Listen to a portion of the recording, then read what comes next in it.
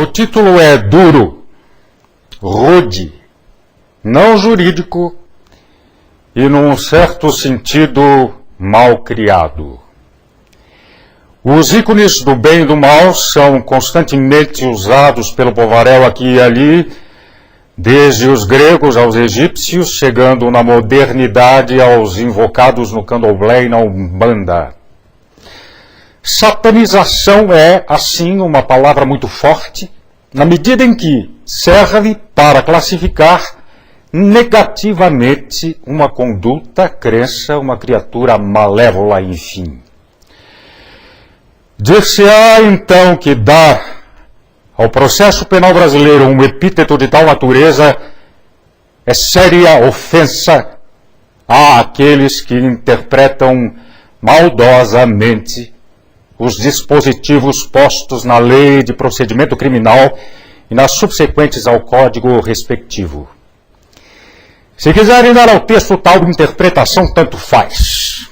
Mas ao escriba, as vertentes do processo penal brasileiro na atualidade começam a ser empurradas violentamente para tal concepção.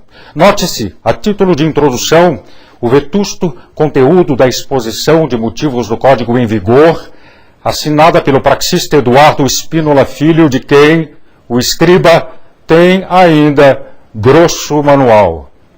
Afirmava Spínola, abre aspas, o projeto não deixa respiradouro para o frívolo curialismo que se compraz em espiolhar nulidades. É consagrado o princípio geral de que nenhuma nulidade ocorre se não há prejuízo para a acusação ou a defesa. Fecha aspas. E assim por diante. Isso aconteceu em 1941. Daquela data a esta, a interpretação do texto do Código de Procedimentos no correspondente às nulidades mudou muito, sendo estimulada pelo momento político atravessado.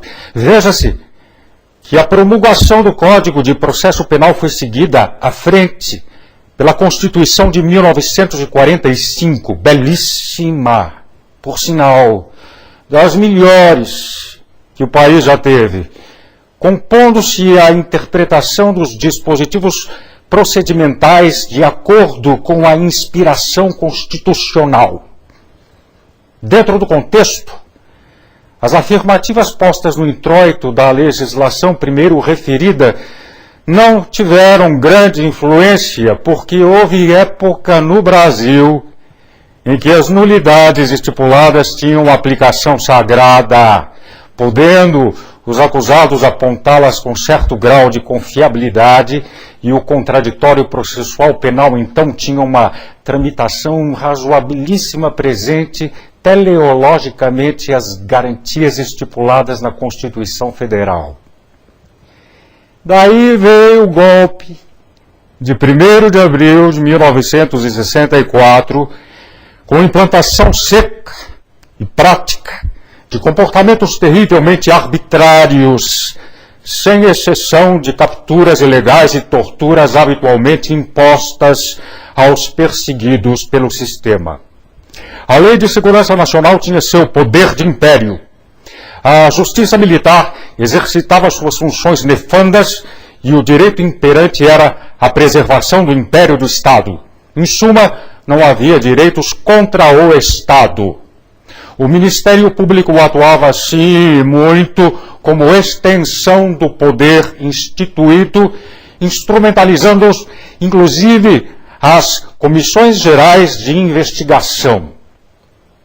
A ditadura se enfraqueceu, houve o clamor pelas diretas, o militarismo cedeu passo às seguidas manifestações populares e veio, ao fim, a Constituinte, materializando-se na Constituição de 1988, vigendo ainda com seus recortes advindos das emendas a lhe servirem de apêndice.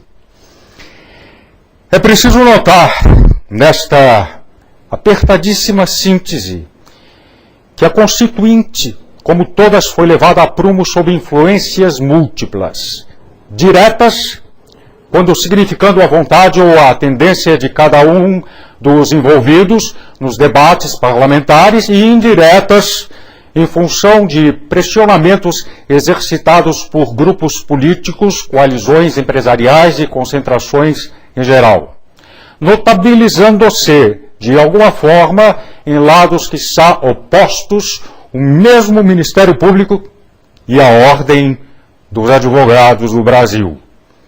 Ali, ou naquela época, a instituição dos promotores de justiça agiu com extrema articulação e insistência. Era presidente da Associação Nacional do Ministério Público, o promotor de justiça Fleury Filho, advindo da Polícia Militar do Estado de São Paulo, com passagem honrosa na política estadual e certamente exercendo liderança na instituição. Trabalhou bem aquele segmento da acusação pública. Peculiaridade é que a Ordem dos Advogados não soube, não pôde ou não quis disputar. Aquilo tudo resultou em primeira mão na potencialidade que o Ministério Público tem hoje no país. Não é esta, entretanto, a razão estrutural do resumo, porque enquanto se fala de demonização ou satanização do processo penal, fala-se de fenômenos decorrentes da desenfreada corrupção assolando o país nesses anos todos. Notando-se, então, um movimento geral de moralização do qual o povo faz parte efetiva enquanto pede a prisão e condenação dos infratores. Dentro de tal contexto, ressurge com enorme vigor o texto posto na exposição de motivos do Código de Processo Penal, aplicável agora com muita atualidade, não pelo que diz, mas pelo ajustamento à maneira com que as nulidades absolutas ou relativas têm sido interpretadas pelos tribunais. É bom dizer, então, que as causas de invalidação do procedimento penal vêm sendo descartadas aos piparotes, sob a alegação de inexistência de prejuízo às partes, imprimindo-se ao processo em si movimentação, desprezando quaisquer obstáculos concernentes ao descumprimento das fórmulas. É preciso dizer que no passado, a audiência realizada sem o pregão poderia ser invalidada, tudo em recordação do chamamento ou convocação feito às partes pelo pregoeiro tocando o badalo ou o sino. Haviam fórmulas sacramentais, vigentes algumas santificadas no passado, hoje desprezadas e atiradas ao lixo, porque não impedindo as finalidades do ato. Mais ainda, o Código de Processo Civil vem sendo aplicado analogicamente ou em interpretação extensiva, justificando decisões judiciais muitas vezes aterrorizantes no descumprimento de formalidades. Disso resulta que as garantias constitucionais têm sido muito aviltadas, dando-se exatamente razão a que se afirme que o Código de Processo Penal brasileiro vem sendo satanizado.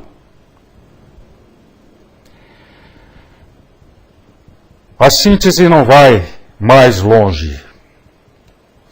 Diz, é certo, com o julgamento do procedimento correspondente à possível cassação da chapa Dilma Temer, acentuando alguns cuidar-se de processo dizendo com lei eleitoral, nunca influindo o clássico juízo de condenação.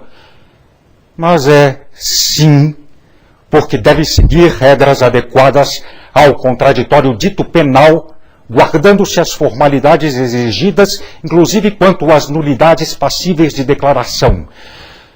Daí não se justificar no meio dos debates a afirmativa feita por um dos eminentes ministros no sentido de que aquele processo devia ter a preferência para o exame do fundo sobre a forma.